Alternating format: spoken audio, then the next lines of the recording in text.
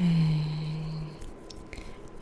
today I'm going to be reading you Goldilocks and the Three Bears.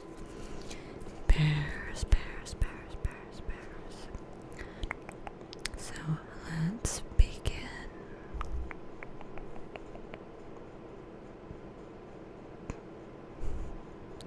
Anyway, once upon a time there were three bears who lived together in a house of their own in a wood.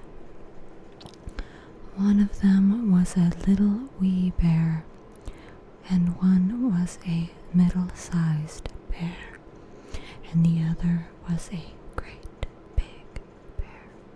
They had each a bowl for their porridge, a little bowl for the little wee bear, a middle-sized bowl for the middle-sized bear, and a great bowl for the great big bear.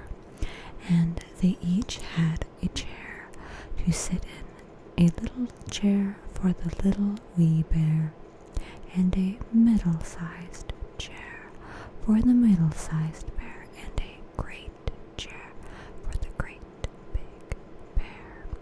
And they each had a bed to sleep in, a little bed for the little wee bear, and a middle-sized bed for the middle-sized bear, and a great bed for the great big bear. One day, after they had made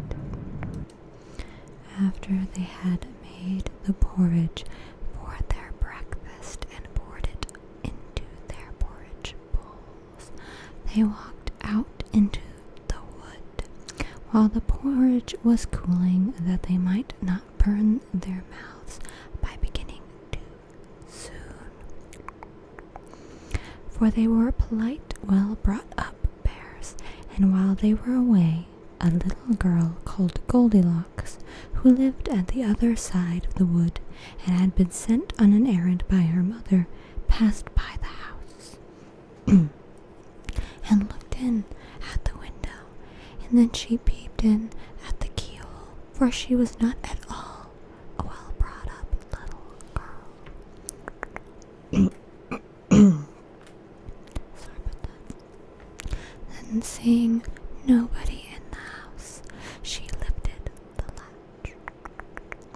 The door was not fastened, because the bears were good bears who did nobody any harm. The door was not fastened because the bears were good bears who did nobody any harm, and never suspected that anybody would harm them. So Goldilocks opened the door and went in, and well pleased was she when she saw the porridge on the table. If she had been a well brought up little girl, she would have waited till the bears came home, and then perhaps they would have asked her to breakfast, for they were good bears, a little rough or so, as the manner of bears is, but for all that very good-natured and hospitable. But she was an impudent, rude little girl, and so she set about helping herself. First, she tasted the porridge of the great big bear, and that was too hot for her.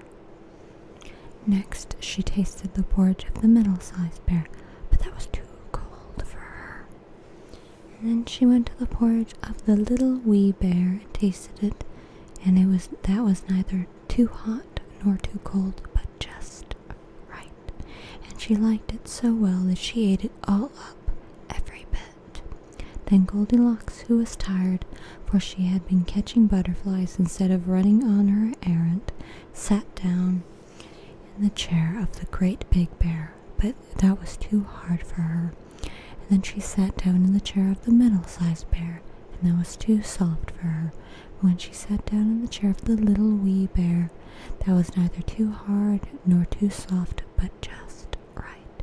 So she seated herself in it, and there she sat till the bottom of the chair came out, and down she came, plump upon the ground. That made her very cross, for she was a bad-tempered little girl. Now, being determined to rest, Goldilocks went upstairs into the bedchamber in which the three bears slept. And first she laid upon the bed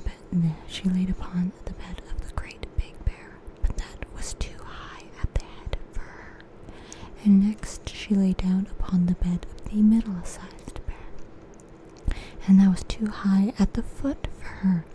And then she lay down upon the bed of the little wee bear, and that was neither too high at the head nor at the foot, but just right. So she covered herself up comfortably and lay there till she fell fast asleep.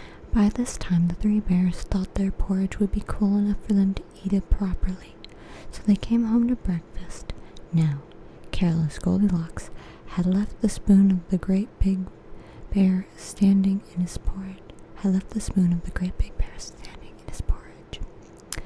Somebody has been in my porridge, said the great big bear in his great rough, gruff voice.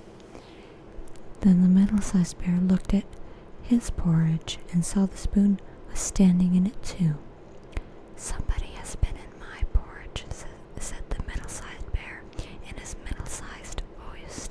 Then the little wee bear looked at his, and there was the spoon in the porridge bowl, but the porridge was all gone.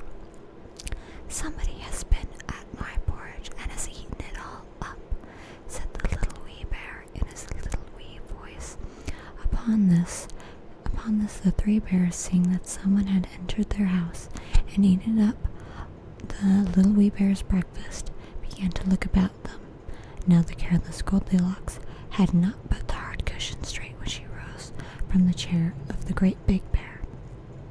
Somebody has been sitting in my chair, said the great big bear in his great rough, gruff voice. And the careless Goldilocks had squatted down the soft cushion of the middle-sized bear. Somebody has been sitting in my chair, said the middle-sized bear in his middle-sized voice. Somebody has been sitting in my chair and has sat the bottom through, said the little wee bear in his little wee voice. Then the three bears thought that they had better make a further search in case it was a burglar, so they went upstairs into their bedchamber. Now Goldilocks had pulled the pillow of the great big bear out of its place. Somebody has been lying in my bed, said the big great bear in his great rough, gruff voice. And Goldilocks had pulled the bolster out of the middle-sized bear out of place. Somebody has been lying in my bed, said the middle-sized bear in his middle-sized voice. But when the little wee bear came to look at his bed, there was the bolster in its place. The pillow was in its place upon the bolster, and upon the pillow there was Goldilocks' yellow head, which was not in its place, for she had no business there. Somebody has been lying in my bed, and here she is still, said the little wee bear in his little wee voice. Now Goldilocks had heard in her sleep the great rough, gruff voice of the great big bear, but she was so fast asleep that it was no more to her than the roaring of the wind or the rumbling of thunder. She heard the middle-sized voice of the middle-sized bear, but it was only as if she had heard someone speaking in a dream. But when she heard the little wee voice of the little wee bear, it was so sharp and shrill that it awakened her at once. Up she started, and when she saw the three bears on one side of the bed, she tumbled herself out of the other and ran to the window. Now the window was open because the bears, like good tidy bears as they were, always opened their bedchamber window when they got up in the morning. So naughty, frightened little Goldilocks jumped, and whether she broke her neck in the fall or ran into the wood and was lost there, or found her way out of the wood and got whipped for being a bad girl and paying truant, no one can say.